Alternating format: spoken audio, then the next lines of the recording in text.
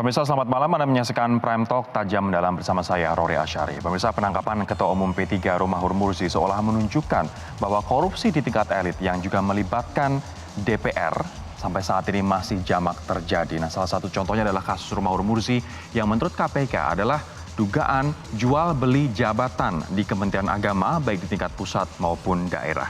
Nah, seperti apa sebenarnya kronologi penangkapan dari orang yang diduga merupakan Ketua Umum P3 atau Romahur Muzi ini? Ada dua versi sebenarnya. Yang pertama adalah versi Kabid Humas Polda Jatim, Kombes Pol Frans Barung Mangera, yang mengatakan bahwa Romahur Muzi ditangkap oleh KPK jam 9 pagi tadi di kantor wilayah Kementerian Agama di Sidoarjo, Jawa Timur. Nah, namun ada juga versi yang lain yang menyebutkan bahwa Romi ditangkap di lobi Hotel Bumi, Surabaya, Jawa Timur pada pukul 8 pagi. Ini disampaikan oleh Musyafa Nur yang merupakan Ketua DPW P3 Jawa Timur. Kita tunggu saja sebenarnya kronologi penangkapan termasuk berapa uang yang disita oleh KPK pada waktu OTT atau operasi tangkap tangan ini. Namun yang jelas pada pukul sekitar setengah 3 waktu Indonesia Barat tadi, Romi diterbangkan melalui Bandara Juanda di Jawa Timur menuju ke Jakarta. Nah, kita akan lihat pernyataan dari Ketua KPK pemirsa terkait dengan apa sebenarnya kasus yang diduga menjerat Romahur Muzi. Berikut ini. Tunggu aja sebentar. Kalau enggak yang dibawa kelihatannya memang ada. Tapi statusnya kita belum tahu. Ya, statusnya kita belum tahu karena masih menunggu pemeriksaan. Berapa banyak Pak uangnya? Uangnya tidak banyak. Berapa tuh Pak? Saya belum terima laporan lengkap, tapi tadi yang dilaporkan sementara nggak banyak. Tapi yang perlu dicatat juga itu bukan pemberian yang pertama, ya, karena sebelumnya juga bersangkutan juga pernah memberikan. Ya. Kalau tidak salah ini terkait dengan suap yang terkait dengan apa? Promosi ya jabatannya. Jadi untuk menjabat tertentu, pejabat tertentu kemudian yang bersangkutan menerima suap.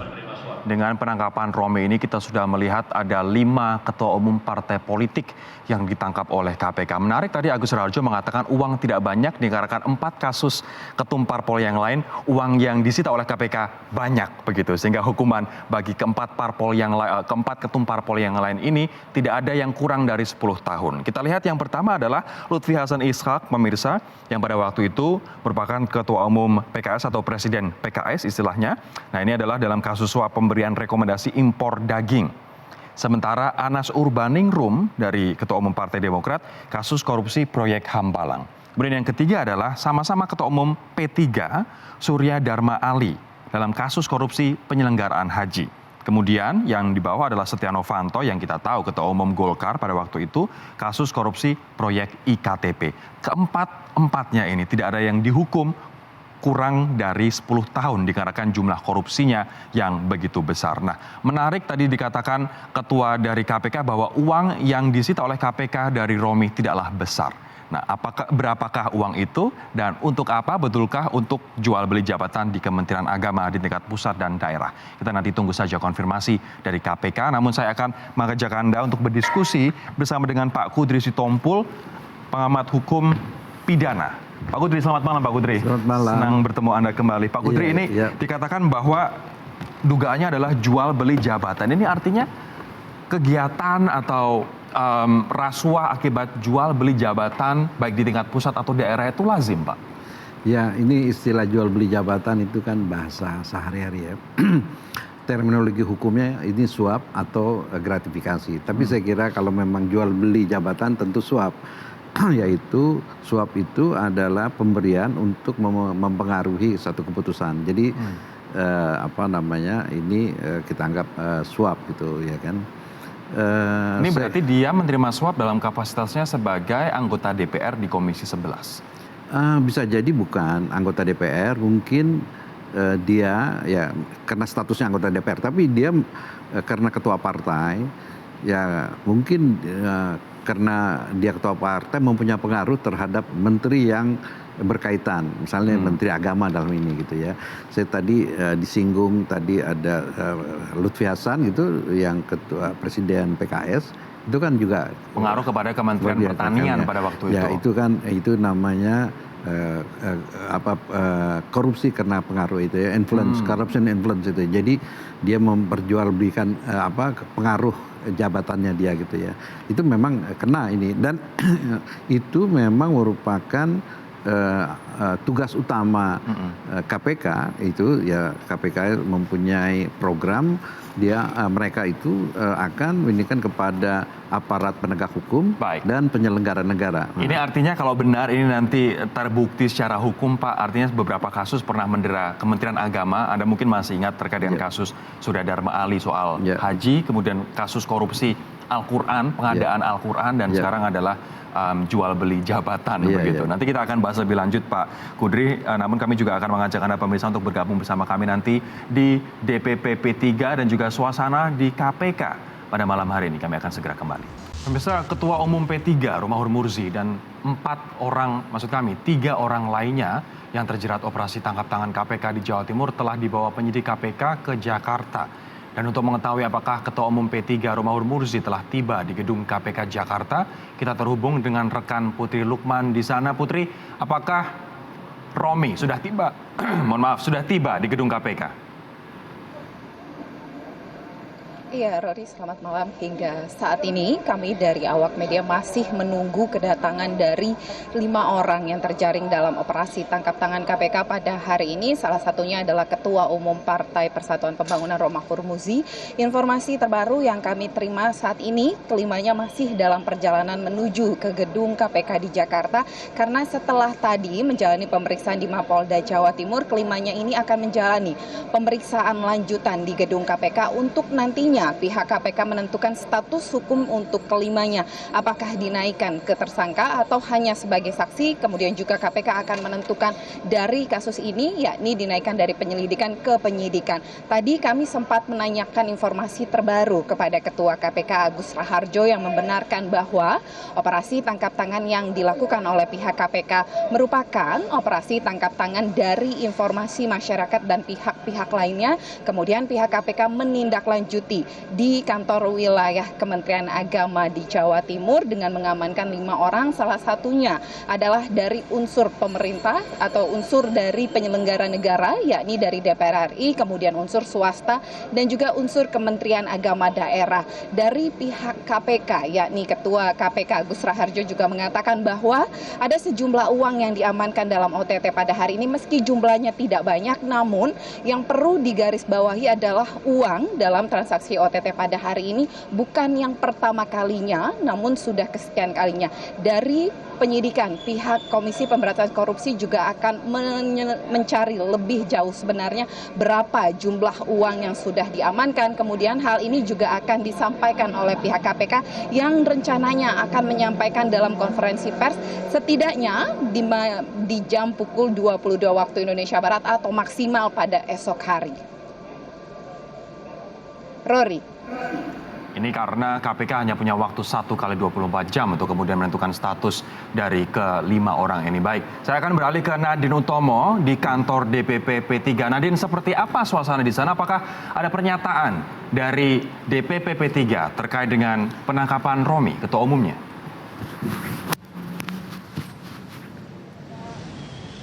Ya Rory, hingga saat ini kami awak media belum mendapatkan keterangan resmi dari DPP P3. Namun kami tadi berhasil menghubungi Sekjen P3 Arsul Sani yang menyatakan bahwa pada sore hingga malam ini DPP P3 akan menggelar rapat secara mendadak dan juga intensif. Dan ini juga akan menentukan bagaimana sikap P3 terkait dengan penangkapan ketua umumnya Romahur Murzi. Kemudian tadi kami juga sempat bertanya apakah akan menggelar konferensi pers malam ini. Tadi Arsul menyatakan bahwa belum bisa menentukan waktunya kapan akan menggelar konferensi pers, namun bisa dipastikan bahwa konferensi pers dari DPP P3 ini akan mengikuti setelah ada konferensi pers atau pernyataan rilis dari Komisi Pemberantasan Korupsi. Mengapa kemudian P3 menunggu pernyataan dari KPK terkait dengan status hukum dari Ketua Umum P3 Romahur Murzi? Kita melihat bahwa di anggaran dasar, anggaran rumah tangga atau ADART P3 bahwa menyatakan bahwa jika pimpinan dari DPP P3 ini dijadikan tersangka oleh KPK, maka dari DPP harus menggelar muktamar, entah itu muktamar atau muktamar luar biasa. Ini hasilnya ada dua, antara pemberhentian secara sementara ataupun tetap. Jika diberhentikan sementara, maka akan ada PJS atau pejabat sementara. Dan jika diberhentikan secara tetap, maka akan ada pelaksana tugas atau PLT. Dan ini menurut ADART, maka yang mengganti adalah Wakil Ketua Umum P3. Ada 10 orang, diantaranya ada dari Arwani Tomafi dan Reni Marlinawati. Kita akan melihat kapan P3 akan menggelar jika KPK sudah menyatakan status hukum dari Romi. Rory. Baiklah, Nadine Utomo dari kantor DPP P3, sebelumnya ada Putri Lukman dari gedung KPK. Kami akan berlanjut pemirsa usai jeda berikut ini, dan saya akan menyapa terlebih dahulu Mas Tama yang merupakan peneliti dari ICW. Mas, selamat malam. Selamat malam. Harus naik ojek kabarnya. Ya. Macet Jakarta Jumat malam. Kami akan segera kembali sesaat lagi. Saya akan ke Mas Tama. Mas Tama, kalau misalnya kita melihat ketua umum yang lain, mereka mainnya proyek-proyek gede. Makanya ditangkapnya juga nggak ada yang hukumannya kurang dari 10 tahun. Sementara kalau Mas Romi, ini masih dugaan walaupun, tapi tadi Pak Agus Raharjo mengatakan bahwa jumlahnya uangnya nggak terlalu banyak. Sehingga kita berasumsi receh nih. Betul. Kenapa seorang ketua umum P3 dugaannya sampai mau main receh? Kenapa, Mas? Nah, ini yang kemudian jadi pertanyaan juga kan. Tentu kita masih menunggu 1x24 jam ya pengumumannya. Tapi kalau kita mau lihat kan ini perkaranya belum semuanya diceritakan oleh KPK.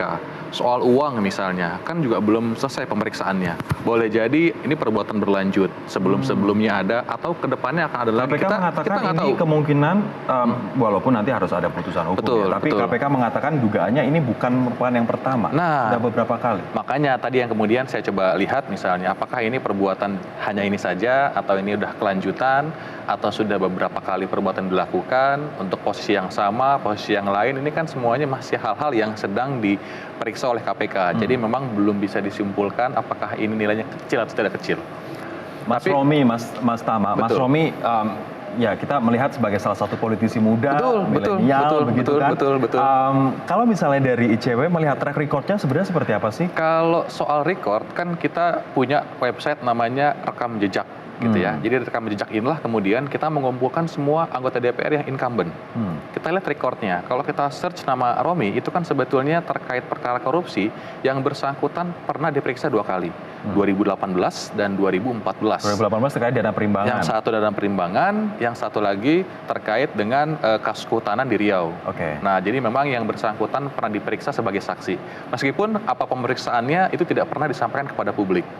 Diperiksa dalam kapasitas sebagai apa substansi pemeriksaannya, itu menjadi informasi yang memang dikecualikan secara undang-undang. Tetapi kita dari publik belum bisa melihat.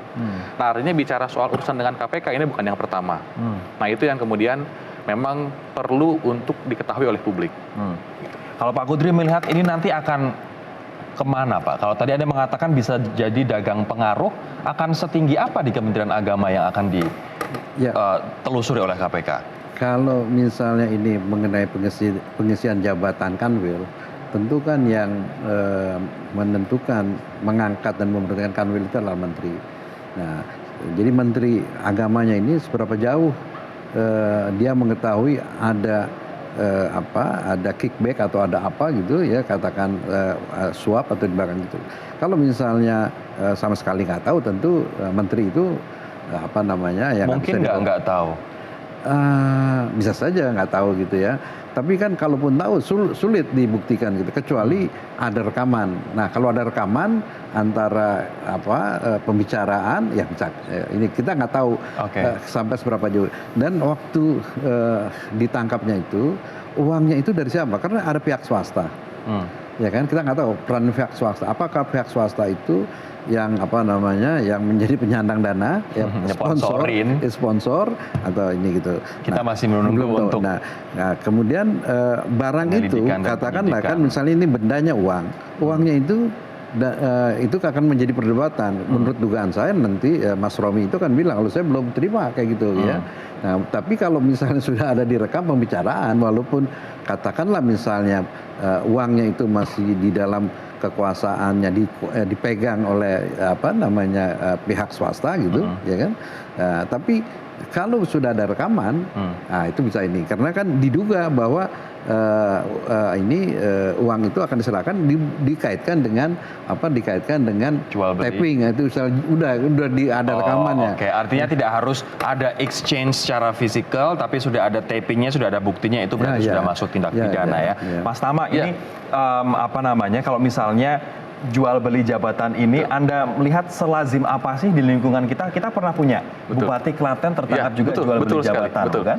Betul. Kalau yang saya coba lihat, ini kan sebetulnya semacam seperti orientasi KPK di periode ini ya. Jadi kalau kita lihat soal penanganan perkara KPK, hampir sebagian besar mereka semua OTT.